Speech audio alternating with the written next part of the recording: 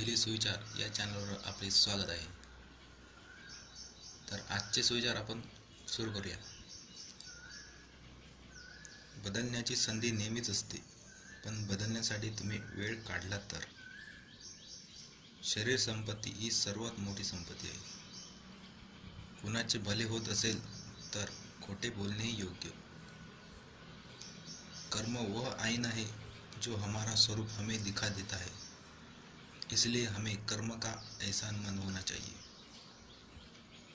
सुंदरता नसली तरी चालेल, सोज्वळता असली पाहिजे। सुगंध नसला तरी चालेल, दरवळ असायला हवी। नातं नसलं तरी बंधन असायला पाहिजे। भेट नसली तरी संवाद असायला पाहिजे। तर हे होते आजचे सुविचार। तुम्हाला कसे वाटले ते लाईक आणि कॉमेंट करून सांगा। ओके, धन्यवाद मित्रांनो।